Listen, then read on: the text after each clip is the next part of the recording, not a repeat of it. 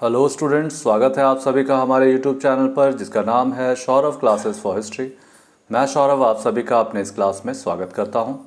आज मैं विश्व इतिहास से द्वितीय विश्व युद्ध यानी सेकेंड वर्ल्ड वॉर के कारण एवं परिणामों को लेकर उपस्थित हुआ हूँ। तो चलिए बिना समय गंवाए हम अपने इस क्लास को प्रारंभ करते हैं।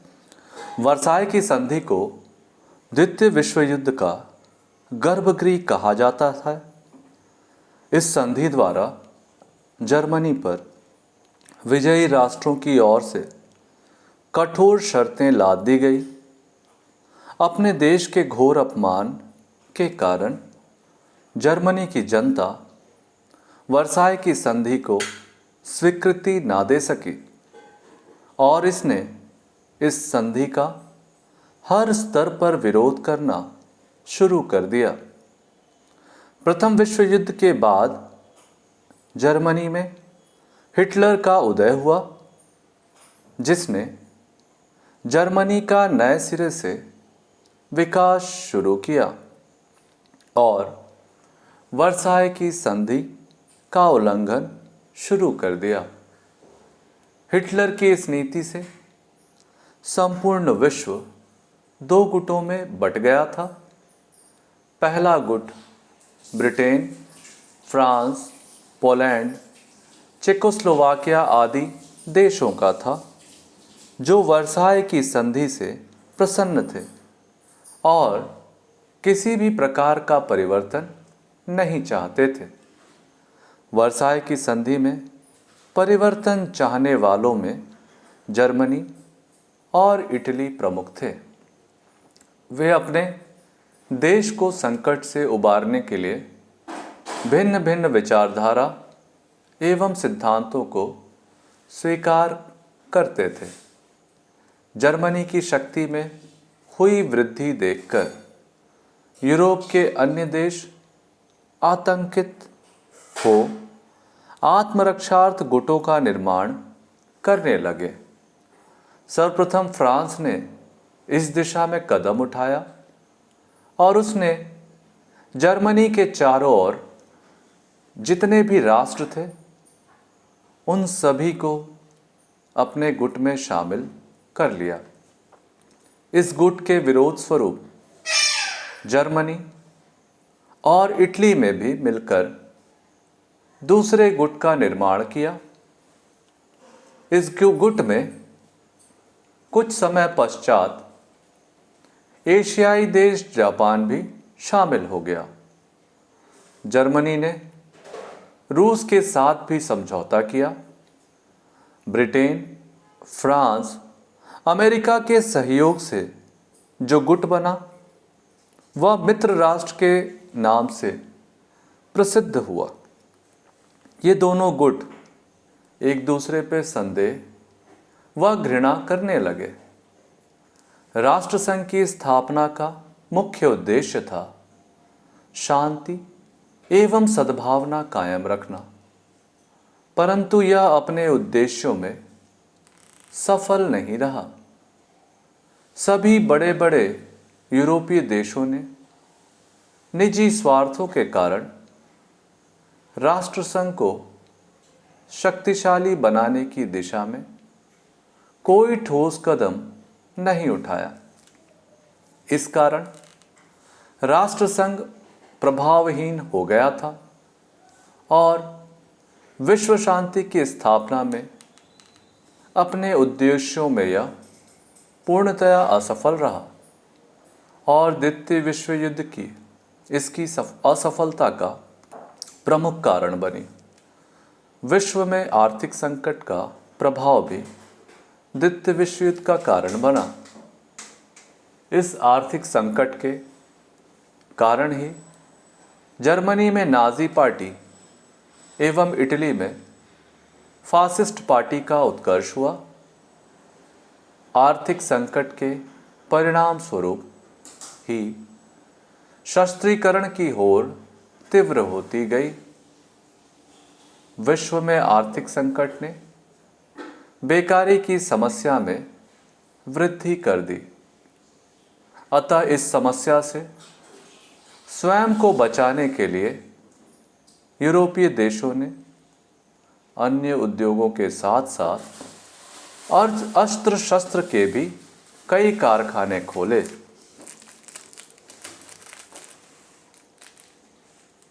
आगे देखेंगे। प्रथम विश्व युद्ध में इटली मित्र राष्ट्रों की ओर से लड़ा था, परंतु विजयी होने के बावजूद उसे अपेक्षित लाभ प्राप्त नहीं हुआ। इसके विपरीत युद्ध के कारण इटली में गरीबी और बेरोजगारी की समस्या पैदा हो गई। इस विकट स्थिति में मुसोलिनी का उदय हुआ, जिसने तानाशाही फासिज्म की नींव रखी। उसने युद्ध की अनिवार्यता पर जोर दिया। ठीक उसी प्रकार जर्मनी के वर्साय की संधि में जो अत्याचार किया गया था, उसी के परिणाम स्वरूप जर्मनी में हिटलर का उत्कर्ष हुआ। हिटलर ने जर्मनी में नाजीवाद की स्थापना की तथा सैनिकवाद की नीति को प्रोत्साहित किया। मित्र राष्ट्रों के पारस्परिक झगड़ों ने भी इटली और जर्मनी की शक्ति में विकास में योगदान दिया।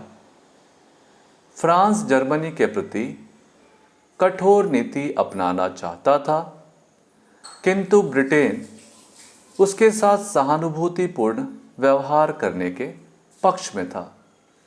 दरअसल प्रथम विश्व युद्ध के बाद फ्रांस की शक्ति बढ़ गई थी। उसे नियंत्रित रखने तथा मध्य यूरोप में उसके प्रसार के रोकथाम के लिए ब्रिटेन जर्मनी को शक्तिशाली बनाना चाहता था। अतः ब्रिटेन ने हिटलर के प्रति तुष्टीकरण की नीति अपनाई। इसके कारण ब्रिटेन और अमेरिका के बीच फ्रांस की सुरक्षा के दायित्व को लेकर मतभेद हुआ। पेरिस शांति सम्मेलन में संधि द्वारा सीमाओं में परिवर्तन किया गया था, परंतु वहां जातियों की अदला बदली नहीं की गई थी। यह स्थिति बाल्कन प्रायद्वीप और मध्य यूरोप के मित्र राष्ट्रों ने अल्पसंख्यकों के आत्मनिर्णय के सिद्धांत को स्वीकार किया था, किंतु ये अल्पसंख्यक पारस्परिक विरोध उत्पन्न करने के साधन बन गए थे। हिटलर ने इसी कारण पोलैंड का विभाजन कर दिया और अल्पसंख्यकों के प्रश्न पर पोलैंड पर आक्रमण कर दिया था। पोलैंड पर यह आक्रमण ही द्वितीय विश्व युद्ध का तात्कालिक कारण बना। इसके पश्चात विश्व के अन्य देश भी सम्मिलित हो गए। ये हो गए हमारे द्वितीय विश्व युद्ध के कारण। अब हम इसके प्रभावों को देखेंगे।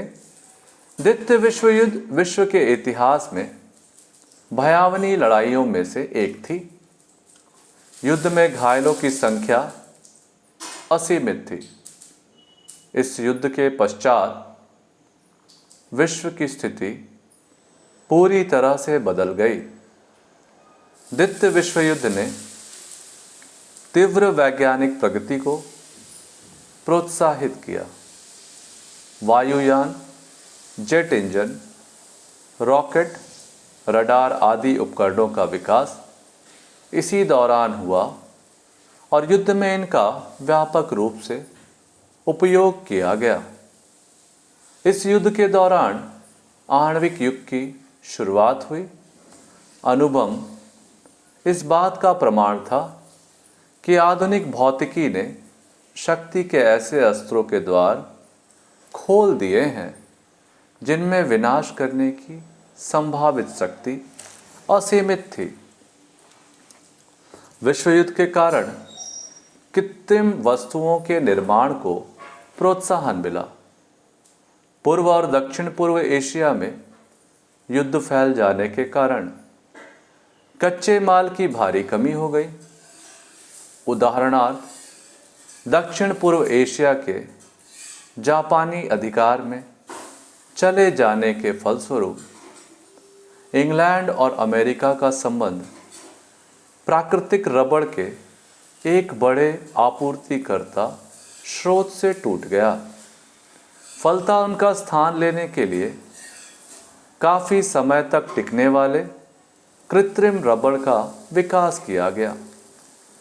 भौतिक एवं जैविक विज्ञान के क्षेत्र में इतनी तेजी से विकास होने के परिणाम स्वरूप दो सर्वाधिक व्यवहारिक विज्ञानों, अभियंत्रण जिसे हम इंजीनियरिंग कहते हैं, और चिकित्सा विज्ञान यानी मेडिकल का भी तेजी से विकास हुआ। आवागमन और बीमारी की समस्या पर नियंत्रण पाया गया।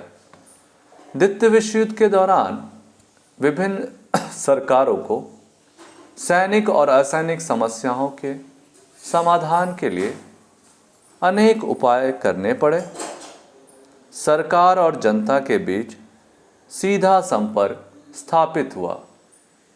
सरकार ने आर्थिक, सामाजिक, सांस्कृतिक तथा चिकित्सकीय क्षेत्रों में जनता के हित में अधिकाधिक हस्तक्षेप शुरू किया। इस प्रकार कल्याणकारी राज्य की भावना का उदय हुआ। विश्व युद्ध की विभीषिका को झेलने के पश्चात संपूर्ण विश्व के देशों ने स्थायी शांति की स्थापना की आवश्यकता महसूस की। इसी कारण संयुक्त राष्ट्र संघ की स्थापना की गई। इसका मुख्य उद्देश्य था अंतर्राष्ट्रीय शांति और सुरक्षा बनाए रखना, राष्ट्रों के बीच मैत्रीपूर्ण संबंध विकसित करना तथा अंतर्राष्ट्रीय आर्थिक, सामाजिक, सांस्कृतिक तथा मानवीय समस्याओं को हल करने में अंतर्राष्ट्रीय सहयोग प्राप्त करना। साथ ही साथ अंतर्राष्ट्रीय न्यायाधिकरण बनाने का भी निर्णय किया गया। इसमें उन लोगों पर मुकदमा चलाया गया जिन्होंने मानवता के प्रति अपराध किया था। पोलैंड और जर्मनी के सीमा विवाद पर उत्तरी प्रशिया सोवियत संघ को और दक्षिणी प्रशिया पोलैंड को देने का निर्णय किया गया। जर्मनी को दो स्वतंत्र राज्यों में विभाजित कर दिया गया। यूरोप के दूसरे हिस्सों में भी महत्वपूर्ण राजनीतिक परिवर्तन हुए। 1946 में इटली को गणतंत्र बना दिया गया। साथ ही ब्रिटेन में कल्याणकारी राज्य के निर्माण के अनेक कदम उठाए गए। विश्व युद्ध के बाद सोवियत संघ दूसरी बड़ी शक्ति के रूप में उभरा। युद्ध समाप्त नहीं हुआ था कि ब्रिटेन, अमेरिका, सोवियत संघ के बीच तनाव बढ़ने लगे और उनके बीच शीत युद्ध आरंभ हो गया। धीरे धीरे शीत युद्धों के कारण संसार दो गुटों में बंट गया। युद्धों के पश्चात राष्ट्रीयता की भावना और अधिक उग्र होने लगी। इसी महायुद्ध के पश्चात ब्रिटेन ने अपनी नीति में परिवर्तन किया, जिससे भारत, बर्मा, लंका, मिस्र आदि ब्रिटेन के आधिपत्य से मुक्त हुए। इस प्रकार से हमारा विषय यहाँ समाप्त होता है। धन्यवाद।